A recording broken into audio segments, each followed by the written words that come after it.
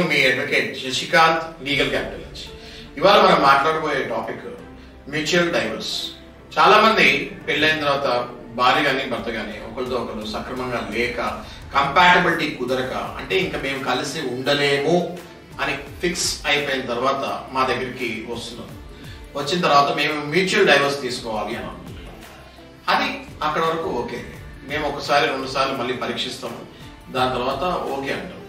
కానీ చాలా మంది భార్యలు భర్తలు విడివిడిగా మా దగ్గరికి వచ్చి, నాకు నా భర్త డైవర్స్ ఇవ్వట్లేదు, నాకు ఆయనతో ఉండటం ఇంక నచ్చదు, లేకపోతే భర్త సపరేట్గా మా దగ్గరికి వచ్చి, నాకు నా భార్య డైవర్స్ ఇవ్వట్లేదు, నా భార్యతో ఇంకా నాకు ఉండటం ఇష్టం లేదు అని చెప్పి వచ్చినప్పుడు వాళ్ళ డైవర్స్ ని కంటెస్టెంట్ డైవర్స్ అంటారు.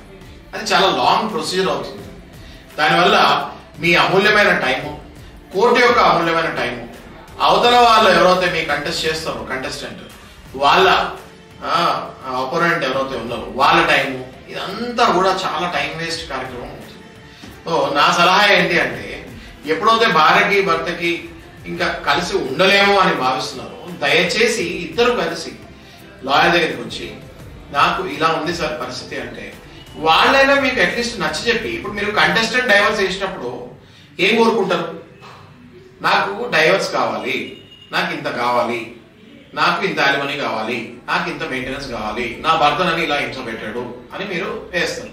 లేదా ఒకవేళ భర్త వేస్తే ఏం వేస్తారు? నా భార్య నన్ను ఇంకా టార్చర్ పెడుతుంది, లేదా నా భార్యతో ఎవరితో అక్రమ సంబంధం ఉంది, అడల్టరీ రిలేషన్ లో ఉంది, నా భార్యకి నాకు వద్దు అని చెప్పి మీరు డైవర్స్ ఇస్తారు. ఈ 2 కేసెస్ లో కూడా మీరు కావాల్సింది అన్నది డైవర్సే. సో ఆపోజిట్ ఎవరైతే ఉంటారో ఆ పర్సన్ ని కూడా మీ దగ్గర తీసుకొని రండి. లేదంటే మాలాంటి అడ్వకేట్ దగ్గరికి మీరు ఒకళ్ళే వచ్చినప్పుడు డైరెక్ట్ గా డైవర్స్ కి అడగకుండా, సార్ ఇది అని పరిస్థితి చెప్పి, ఒకసారి ట్రై చేయండి సార్ మీరు ఆమెను పిలుస్తానికి అని చెప్పండి. సో దట్ మేము ఒక నోటీస్ పంపిస్తాం. పంపించి ఆవిడని కానీ లేకపోతే తనని కానీ మన ఆఫీస్కి పిలిచి కూర్చోబెట్టి, ఇలా అనుకుంటున్నారు మీ భర్త లేకపోతే మీ భార్య, ఇలా అనుకుంటున్నారు, ఒకసారి మీరు ఏమైనా మాట్లాడేది ఉంటే మాట్లాడండి. ఒకవేళ మ్యూచువల్ డైవర్స్కి వెళ్తే మ్యూచువల్ డైవర్స్కి వెళ్ళి విడిపోండి, లేదా మళ్ళీ కలిసి ఉంటే కలిసి ఉండటానికి ప్రయత్నించండి అని చెప్తాం. వాళ్ళు 2-3 సార్లు ఈ ప్రయత్నం మనం చేసిన తర్వాత అప్పటికి అవ్వకపోతే మేమే మ్యూచువల్ కంటెస్టెంట్ డైవర్స్కి వెళ్ళమని చెప్తాం. కానీ మీరు డైరెక్ట్ గా వస్తామే మొట్టమొదటిసారి నాకు కంటెస్టెంట్ డైవర్స్ కావాలి, ఇంకా ఆయనతో మాట్లాడే పని లేదు, ఇంకా ఈయనతో మాట్లాడే పని లేదు అన్నప్పుడు, ఇప్పుడు ఒకవేళ పిల్లలు ఉన్నారనుకోండి, ఇంకా అది చాలా ఇంకా విచిత్రమైన దీనికి వెళ్ళిపోతూ ఉంటారు. నా పిల్లల్ని ఆయన చూడకూడదు, లేకపోతే నా పిల్లల్ని ఆమెకు చూపియాలి ఇంకా లైఫ్ లాంగ్, ఇట్లాంటి మొండి మాటలు మా దగ్గర చెప్తూ ఉంటారు. అవి కుదరదు.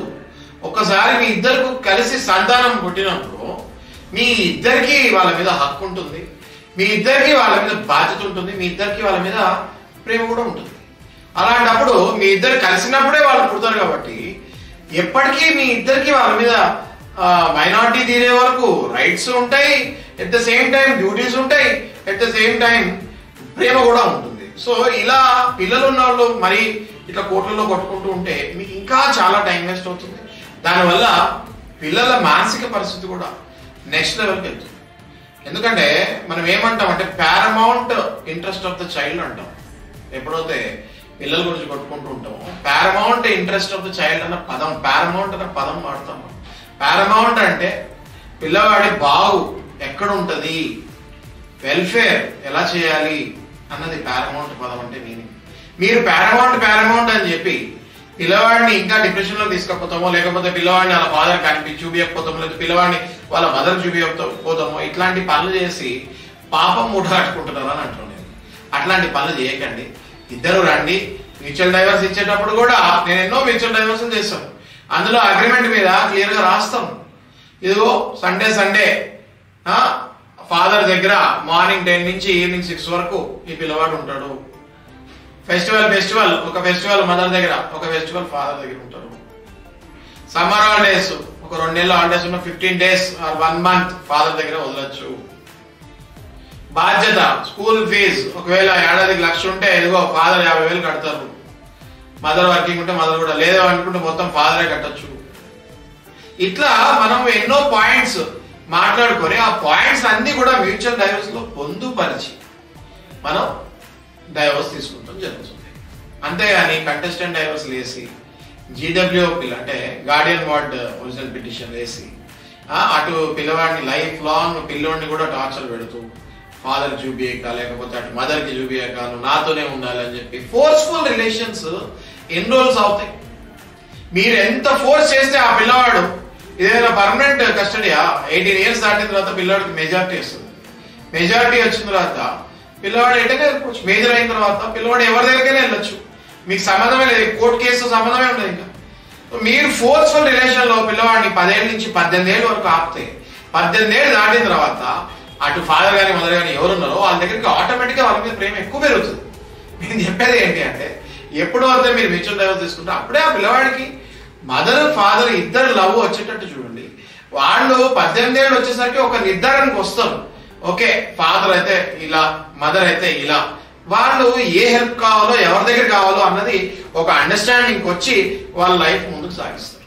అంతేగాని ఏళ్ల తరబడి లేకపోతే నెలల తరబడి మీరు కోర్టులో కొట్టుకుంటూ ఆ పిల్లలు ఎటు పోవాలో తెలియక ఆ పిల్లలు మానసికంగా వాళ్ళ స్కూళ్ళల్లో కానీ లేకపోతే వాళ్ళు చదివే కాలేజీలో కానీ వాటెవర్, ఓకే, అక్కడ మా ఫాదర్ ఇట్లా అని చెప్పి లేకపోతే మా మదర్ ఇట్లా అని చెప్పి వాళ్ళందరూ వాళ్ళే పేరెంట్స్ మీద నెగిటివ్ మాట్లాడుకునేటట్టు చేయకండి. Try to understand. కొంచెం యూజ్ చేసి లాయర్ దగ్గరికి వచ్చి కూర్చొని అందులో పాయింట్స్ రాసుకొని దాన్ని ఫాలో అవుతూ మీ లైఫ్ సపరేట్ గా ఉండండి. పిల్లాడిని కన్నారు కాబట్టి, పిల్లాడు ఎవరు ఒకరి సొత్తు కాదు కాబట్టి ఇద్దరు కలిసి జాగ్రత్తగా చూసుకొని ముందుకెళ్ళండి అని నేను అడ్వైజ్ చేస్తాను. ఓకే, మీరు ఒకవేళ నన్ను కలిసి ఏమైనా అడ్వైజ్ తీసుకోవాలనుకుంటే స్క్రీన్ పైన వచ్చిన నంబర్ పైన కాల్ కానీ వాట్సాప్ కానీ మెసేజ్ చేయండి. తప్పకుండా రండి. నేను సరైన కౌన్సిలింగ్ చూసుకొని సరైన కౌన్సిలింగ్ మీకు ఇచ్చి ఇద్దరిని మదర్ కి ఫాదర్ కి ఇద్దరికి ఇచ్చి ఒకవేళ పిల్లలు ఉంటే వాళ్ళని ఏ కండిషన్స్ లో మీరు పెంచాలి అన్నది నేను కూడా మీకు కొన్ని అడ్వైజెస్ ఇస్తాను. నా దగ్గర కేసెస్ అయినాయి కాబట్టి మీరు కూడా కొన్ని అడ్వైజ్ చేయండి. అన్ని కలిపి ఒక అగ్రిమెంట్ చేసుకొని మీరు ముందుకెళ్ళండి. Okay, thank you.